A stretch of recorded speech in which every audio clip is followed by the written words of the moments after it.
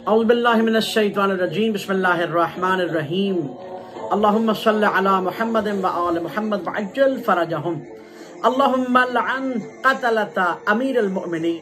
फ़ज़ाइल अली इब्न अबी तालिब अलैहिस्सलाम के समंदर में एक कतरा।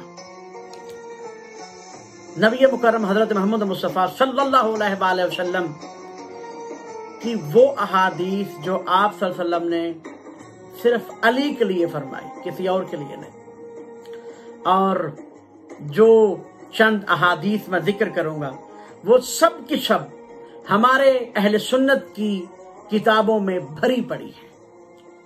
नबी अकरम सल्लल्लाहु अलैहि वसल्लम ने फकत अली के लिए फरमाया, या अली ला युहिब्बुका इल्ला मुमिन वला युबग़िदुका इल्ला मुनाफिक। या अली तुझसे मोहब्बत फकत मोमिन करेगा और बुग़्ज़ फकत मुनाफिक रखेगा। या अली ला युहिब्बुका इल्ला ताहिरुल विलादा वला युबग़िदुका इल्ला खबीसुल विलादा। या अली तुझसे मोहब्बत वो करेगा जिसकी विलादत पाक होगी और तुझसे बुग़्ज़ वो रखेगा जिसकी विलादत मशकूक होगी। और फिर नबी ने फरमाया, अन-नज़्रु वज्हु अलीयन इबादा, अली का चेहरा देखना इबादत, हुब्बु अलीयन इबादा, अली की मोहब्बत दिल में रखना इबादत, जिक्र अलीयन इबादा, अली का जिक्र करना इबादत।